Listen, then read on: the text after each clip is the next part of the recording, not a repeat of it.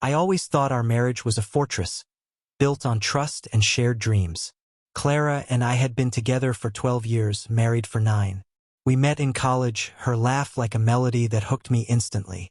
She was a graphic designer, vibrant and creative, while I worked as a financial analyst, steady and grounded. Our life in Portland was comfortable. Our cozy bungalow, weekend hikes, and quiet evenings with wine and jazz. But lately, something felt off. Clara was distant, her eyes drifting during conversations, her phone always buzzing with notifications she'd quickly dismiss. I chalked it up to stress. Her firm had landed a big client, and she was working late. I trusted her. Why wouldn't I? She was my everything. But small things piled up. She'd come home smelling faintly of cologne. Not mine. Her excuses for late nights grew vague. Client dinners, she'd say, waving it off. I'd nod, ignoring the knot in my gut. One evening, I found a receipt in her coat pocket for a bar I'd never heard of. Dated a night she said she was at the office. I confronted her, gently, but she laughed, saying it was a team outing. Her eyes didn't meet mine. That night, I lay awake, her steady breathing beside me feeling like a lie. I wanted to believe her, but doubt crept in like damp rot. I started paying attention, her guarded phone, her sudden need for space. I wasn't a paranoid man, but I felt my world tilting. I decided to dig. Not proud of it, but desperation makes you do ugly things. I checked her laptop when she was in the shower, heart pounding. Her email was clean, but her cloud storage had a locked folder. I didn't have the password, but the folder's name, private, felt like a slap. I didn't confront her yet. I needed proof, something undeniable. The thought of her with someone else twisted my insides, but I had to know. I started tracking her movements subtly. Her late nights always coincided with Thursdays. I told myself I was being ridiculous, but I couldn't stop. I loved her too much to let it go, and I hated myself for doubting her. But the truth was coming, and I could feel its sharp edges. Thursday came, and Clara said she had another client dinner. She kissed me lightly, her lips cold, and left in a hurry. I waited 10 minutes, then followed. I'd never done anything like this. My hands shook as I drove, tailing her car at a distance. She didn't go to the restaurant she'd mentioned. Instead, she parked outside a sleek downtown loft, one of those converted warehouses with big windows. My stomach churned as she disappeared inside. I parked across the street, watching. An hour passed, then 2. My mind spun with excuses. She was meeting a friend, a colleague. But deep down, I knew. I couldn't stay in the car. I crossed the street, heart hammering, and slipped into the building's lobby. The doorman barely glanced at me. I took the elevator to the 4th floor, where I saw her car's key fob had pinged her location. The hallway was quiet, but music leaked from apartment 4B. I knocked, my throat dry. No answer. I knocked harder, and the door cracked open. There she was, Clara, in a silk robe, hair tousled, eyes wide with shock. Behind her, a man, tall, tanned, maybe late 30s, stood shirtless, holding a glass of wine. "Babe, who's at the door?" he called, casual, like I was nobody. Clara stammered, "Mark, what are you doing here?" Her voice was a mix of fear and guilt. I pushed past her, ignoring the man's protests. The loft was intimate, candles, jazz playing, a half-eaten charcuterie board. It wasn't a meeting. It was a date. My wife was here with him. I turned to her, voice low. "How long?" She didn't answer, just looked away, tears welling. The man, Elliot, he introduced himself like it mattered, tried to play it cool, saying it was just a thing. I wanted to break something, but I didn't. I left, her silence louder than any confession. Driving home, I felt hollow, the city lights blurring through my tears. The next week was a fog. Clara came home that night, hours after me, and tried to talk. She swore it was a mistake, that Elliot was a client who got too close. She begged forgiveness, said it was only a few months, nothing serious. But her words felt rehearsed, like she'd practiced them in the mirror. I didn't yell. I didn't cry. I just listened, nodding, while my mind screamed, I couldn't look at her without seeing that loft, that robe, his smug face. I told her I needed time, and she moved into the guest room. The house felt like a tomb. I couldn't focus at work. Numbers swam on my screen, meaningless. I kept replaying every moment of our marriage, searching for cracks I'd missed. Had she always been this way? Was I blind? Friends noticed I was off, but I didn't tell them. Shame kept me quiet. Shame that I'd failed, that she'd chosen someone else. I hired a private investigator, a grizzled guy named Paul who didn't sugarcoat things. I gave him Elliot's name, the loft's address, everything. "Give me a week," he said. I didn't sleep, waiting for his call. Paul delivered. Elliot wasn't just some client. He was a real estate developer, married, with a wife and 2 kids in Seattle. Clara wasn't his only affair. Paul found texts linking him to at least 2 other women. But Clara's affair was deeper. Paul had photos. Clara and Elliot at hotels, coffee shops, even a weekend trip to the coast. She told me she was visiting her sister. The betrayal wasn't just physical, it was emotional, planned, deliberate. I stared at the photos, her smile with him brighter than it had been with me in years. I didn't confront her yet. I needed a plan, something to match the pain she'd caused. I didn't want to just leave her. Divorce felt too clean, too easy. Clara had shattered me, and I wanted her to feel that weight. I started researching Elliot's life. His wife, Laura, was a pediatrician, respected, unaware of his double life. His business was thriving, built on a reputation of charm and integrity. I saw an opportunity. If Clara thought she could build a secret world with him, I'd tear it down, brick by brick. But I had to be careful. Revenge like this needed precision, not rage. I contacted Laura anonymously, using a burner email. I sent her Paul's photos, the texts, the hotel receipts, but didn't mention Clara's name. I wanted Elliot to squirm first. Laura responded within hours, her email polite but laced with panic. She asked for more details, proof I wasn't lying. I sent her a timeline of Elliot's trips, cross-referenced with his public schedule. She went quiet after that. I knew she was digging, probably confronting him. Good. Let him feel the walls closing in. Meanwhile, Clara acted like everything was fixable. She cooked my favorite meals, left notes saying she loved me. It was torture. I played along, smiling, saying we'd work through it. But every touch, every word, fueled my resolve. I started gathering more on her work emails, her bank statements. She'd been siphoning money into a separate account, small amounts I hadn't noticed. Was she planning to leave me? I didn't ask. I kept quiet, building my case. I wanted her to lose everything. Her lover, her reputation, her sense of self. It wasn't enough to hurt her. I wanted her to understand betrayal's true cost. Laura's confrontation with Elliot hit like a bomb. Paul tipped me off. Elliot's marriage was imploding. Laura had hired her own investigator, and Elliot's affairs were unraveling. His business partners were getting nervous. Whispers of his personal issues were spreading. I felt a grim satisfaction, but Clara was still in the dark. She didn't know I'd lit the fuse. She was still sneaking calls with Elliot, thinking I was clueless. I overheard her one night, whispering in the guest room, promising him they'd figure it out. Figure what out? Leaving me? Starting over? The audacity burned. I decided to escalate. I contacted Clara's boss, posing as a concerned client.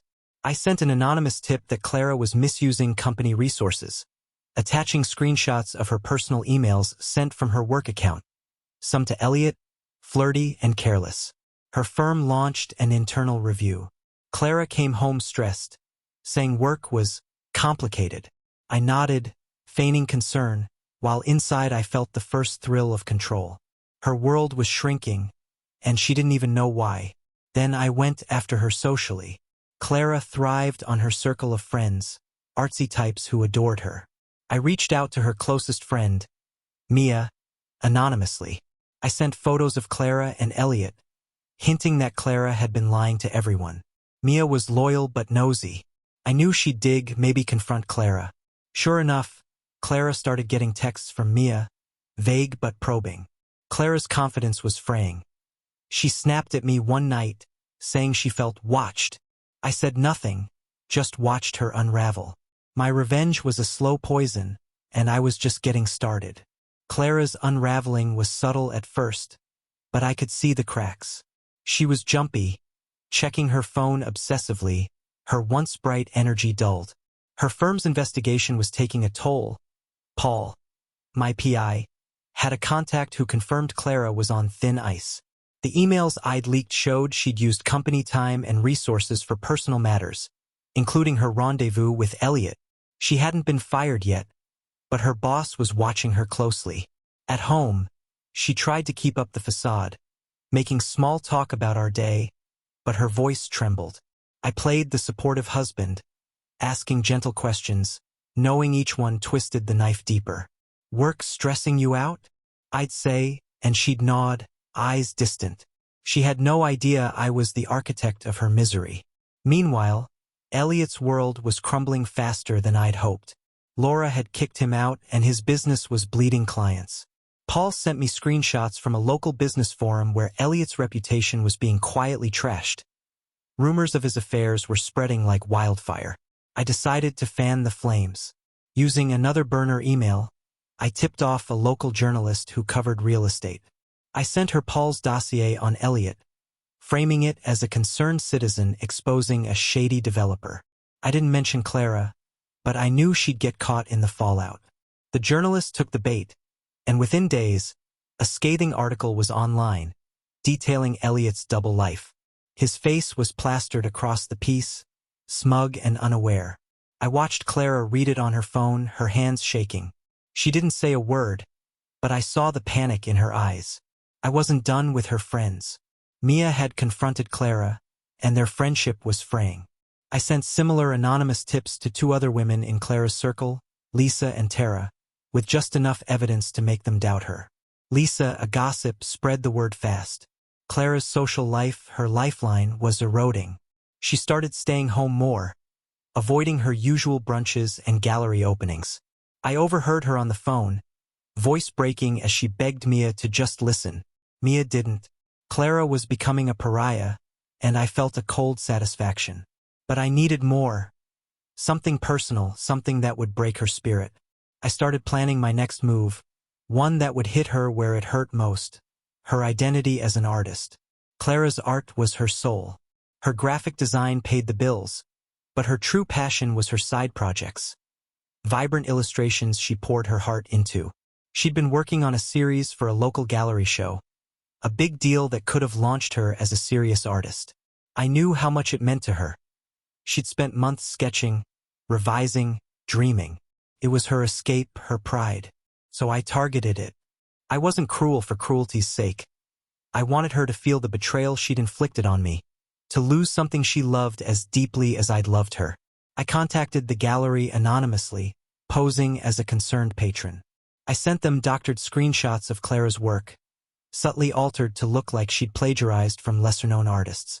I'd spent hours studying her style, using editing software to mimic her brushstrokes. The accusations were plausible enough to raise doubts. The gallery called her for a meeting, and she came home devastated, saying they were reviewing her submission.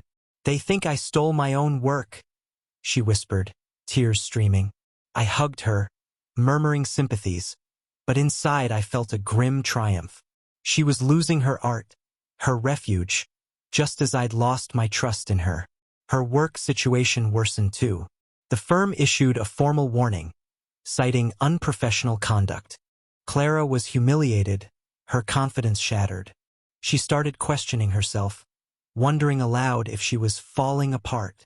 I nodded, saying she'd get through it, but I was already planning the next blow. I'd found her secret bank account's login. Sloppy of her to use the same password as her old email. She'd saved nearly $10,000, probably for her fantasy life with Elliot. I didn't touch the money yet, but I had plans. I wanted her to feel trapped, with no escape, no safety net. Every night, I lay beside her in our fractured home, plotting. She thought we were rebuilding. I was dismantling her world. The journalist's article on Elliot had ripple effects. His wife, Laura, filed for divorce, and his business was on the brink. But Clara's name was still out of the spotlight, and that wasn't enough for me. I wanted her exposed, her shame laid bare. I crafted a new anonymous tip, this time to a local gossip blog that thrived on Portland's social scene. I sent them Paul's photos of Clara and Elliot, along with a narrative framing her as the other woman in a prominent developer scandal. I was careful, nothing traceable, just enough to make it juicy. The blog ate it up, publishing a post titled "Local Designer Caught in Love Triangle Drama." Clara's name wasn't explicit, but the details were unmistakable. Her firm, her art, her cozy meetings with a married man. The post spread like wildfire. Clara's phone buzzed with notifications. Friends, colleagues, even her sister texting in shock. She read the article in our kitchen, her face ashen. "This isn't true," she stammered, looking at me like I could fix it. "It's twisted, exaggerated." I shrugged, saying it was probably just gossip, but my calm unnerved her. She called Elliot, screaming about the article, but he was too busy saving his own skin to care. Her friends distanced themselves further. Tara stopped replying altogether. Clara's reputation, her carefully curated image, was in tatters. She stopped going to work, claiming sick days, but I knew she was hiding. I kept up the pressure. I leaked the blog post to her firm's HR, suggesting it was damaging their brand. The investigation intensified, and Clara was called in for a disciplinary hearing. She came home sobbing, saying she might lose her job. I comforted her, my words soft, but my heart was stone. She'd built a secret life behind my back, and now her real life was collapsing. I wasn't done.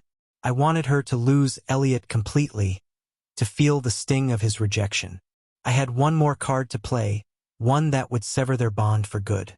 Elliot was Clara's anchor in her affair, the man she'd risked everything for. I needed him to turn on her, to abandon her when she was most vulnerable. I knew he was selfish. Paul's reports showed him dodging responsibility, blaming others for his mess. I used that, posing as a concerned friend of Clara's.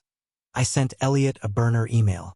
I attached evidence of Clara's work troubles and the gossip blog, framing her as a liability. "She's dragging you down," I wrote. "Her firm's about to fire her, and she's unstable. Cut ties before she ruins you too." I included a fabricated text from Clara, doctored to look like she was planning to expose their affair to save herself. It worked. Elliot predictably panicked. Paul intercepted a call where he told Clara they were done, that she was too much drama. Clara was shattered. She locked herself in the guest room, crying for hours. I knocked, offering tea, but she screamed at me to leave her alone. I did, but not before slipping a note under the door. "We'll get through this." It was a lie, but it kept her tethered to me, thinking I was her rock. In truth, I was her ruin. With Elliot gone, her job on the line, and her friends abandoning her, Clara was isolated.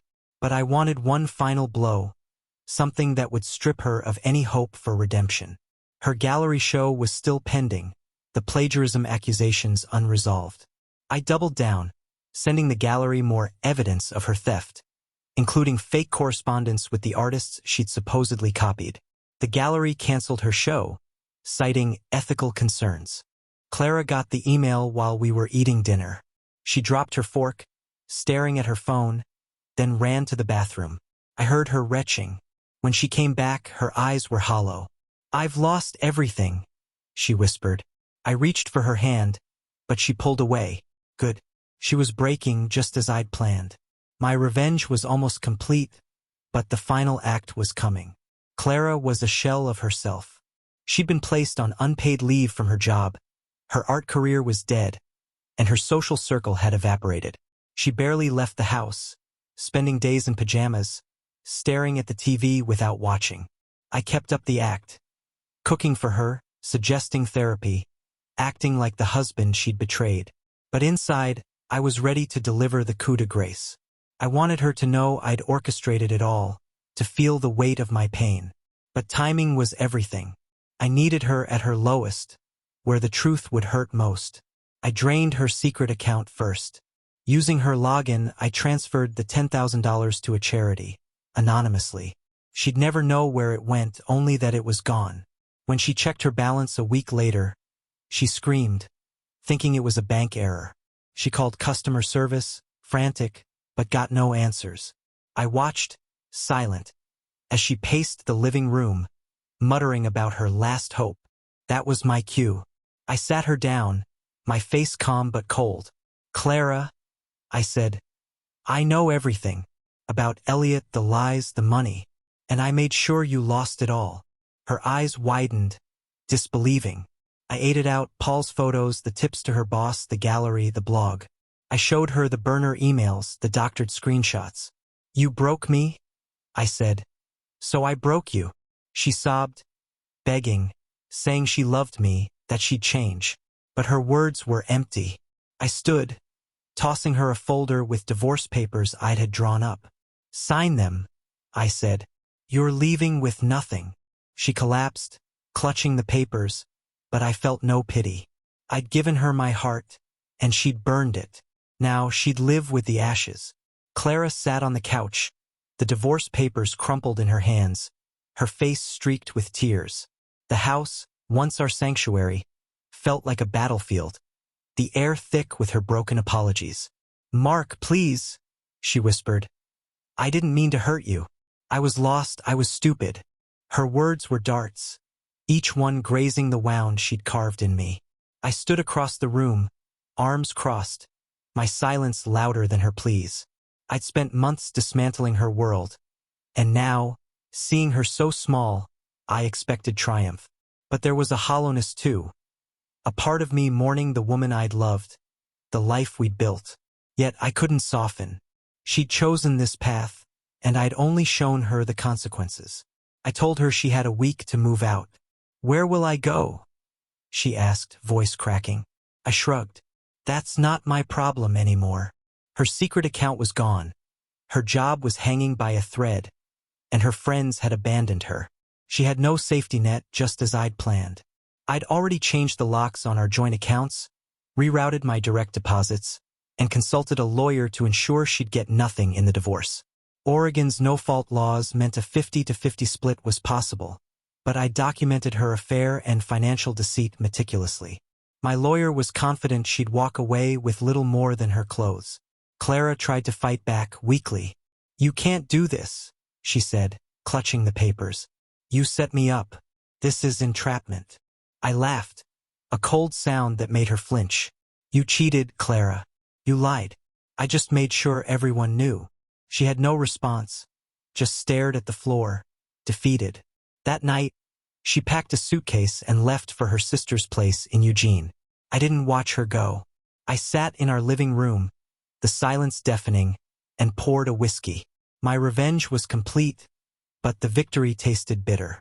I'd won, but at what cost? Still, I wasn't done. I wanted her to carry this lesson forever. Clara's departure left a void, but I filled it with purpose. I wasn't content with her personal ruin. I wanted her to feel the weight of her actions in every corner of her life. Portland's creative scene was small, incestuous, and unforgiving. I knew her reputation was already bruised, but I nudged it further.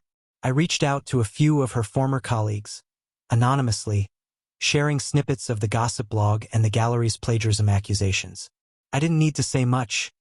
People love a scandal, and Clara's fall was juicy. Word spread. She was unreliable, unethical, a homewrecker. Her firm fired her a week after she left. Paul's contact confirmed it. Her disciplinary hearing cited the blog post and her misuse of resources as the final straw. Clara tried to freelance, but clients were scarce. I monitored her online presence, watching her portfolio site go dormant, her social media accounts locked or deleted. Mia, Lisa, and Tara had cut her off completely, and her sister, while offering a couch, wasn't warm to her either. Clara's world had shrunk to nothing, and I made sure it stayed that way. I tipped off a few local art blogs, suggesting they dig into the plagiarism scandal. They didn't publish anything concrete, but the rumors lingered, a shadow she couldn't escape. At home, I started rebuilding. I sold our bungalow, too full of memories, and moved to a sleek condo downtown. I threw myself into work, earning a promotion, and started reconnecting with old friends. They'd sensed something was wrong but never pried. Now, I told them bits of the truth. Clara's affair, our divorce. Their sympathy was a balm, but I didn't need pity. I needed to erase her from my life. I boxed up her leftover belongings. Sketchbooks, clothes, a necklace I'd given her, and donated them. Every trace of her was gone, but I wasn't satisfied. I wanted one final act, something to ensure she'd never forget me. I learned through Paul that Clara was struggling in Eugene. She'd found a part-time job at a coffee shop, barely scraping by. Her sister's patience was wearing thin, and Clara was couch surfing with acquaintances when she could. Her art, her passion, was dead. She hadn't picked up a pencil in months. I felt a pang of something. Guilt, maybe, but it passed. She'd built this prison. I just locked the door. But I wanted closure, a way to seal her fate and walk away clean. I decided to hit her where it would hurt most, her future. I contacted a national design association she'd once been part of, anonymously, of course. I sent them a detailed report of her unethical conduct, including the plagiarism accusations and her firm's firing. I framed it as a whistleblower protecting the industry's integrity. The association launched a quiet investigation, and within weeks they revoked her membership. It wasn't just a symbolic loss. It blacklisted her from major design networks, making it nearly impossible to rebuild her career. Paul confirmed she'd gotten the letter. She'd broken down in the coffee shop, quitting on the spot. I didn't stop there. I found Elliot, who'd moved to Seattle trying to salvage his career. His divorce was final, his business a husk. I sent him one last anonymous email, a taunting note. You and Clara deserved each other. Enjoy the wreckage. I didn't expect a reply, and I didn't get one, but I knew it stung. For Clara, I left a final touch. I mailed her a single photo from Paul's dossier, her and Elliot at the coast, laughing carefree. On the back, I wrote, "You chose this." No signature, no return address. Just a reminder of her betrayal, a ghost to haunt her. I imagined her opening it, her hands trembling, and felt a quiet satisfaction. Months passed, and I was a different man. The condo was mine, filled with new furniture, new memories. I started dating again cautiously. A woman from work, Sarah, who was kind and direct, nothing like Clara. My friends rallied around me, and my promotion brought a sense of purpose. But Clara's shadow lingered, not in love or regret, but in the question of whether I'd gone too far.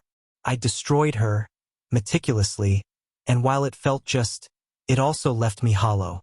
Revenge had been my fuel, but now it was gone, and I had to live with what I'd done. I heard updates on Clara through Paul, who kept tabs out of curiosity. She'd moved to a small town in Idaho, working odd jobs, waitressing, cleaning houses.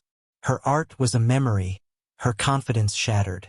She tried therapy, Paul said, but couldn't afford it long. Part of me wondered if she'd ever recover, if she'd find a spark again. But I pushed the thought away. She wasn't my responsibility. She'd broken our vows, our trust, and I'd made her pay. If she was suffering, it was her harvest, not mine. I stopped tracking her after that. Paul's updates felt like picking at a scab. I wanted to move forward, not dwell. Sarah and I grew closer, and I started hiking again, reclaiming the trails Clara and I once loved. The mountains felt cleaner now, untainted by her. I was healing, slowly, but the scars remained. A reminder of love's fragility and my own capacity for cruelty. I didn't regret my actions, but I didn't celebrate them either. They were necessary, a fire to clear the rot. Now I was building something new.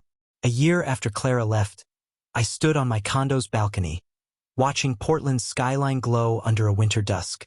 Sarah was inside, cooking dinner, her laughter mixing with the jazz we played. Life was good, better than I'd expected. But as I sipped my coffee, Clara's face flashed in my mind, unbidden. Not the broken woman I'd last seen, but the Clara from college, her eyes bright, her smile unguarded. I wondered briefly what she was doing, if she'd found a way to rebuild. Then I let the thought go. She was gone, a chapter closed. My revenge had been surgical, devastating. I'd taken her lover, her career, her art, her friends, her pride. I'd made her feel the betrayal she'd inflicted on me, magnified 100-fold. Was it justice? Vengeance?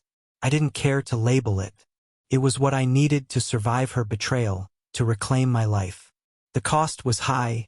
I'd lost a piece of myself, the man who believed in trust, in forgiveness. But I'd gained something too.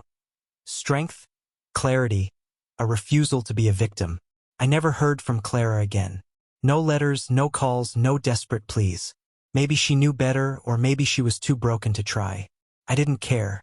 My life was mine now, built on my terms. As I turned back to the warmth of my condo, Sarah's voice calling me to dinner, I felt a quiet peace. The past was ash, the future unwritten. I'd burned Clara's world to the ground, and in its place I'd risen. That was enough.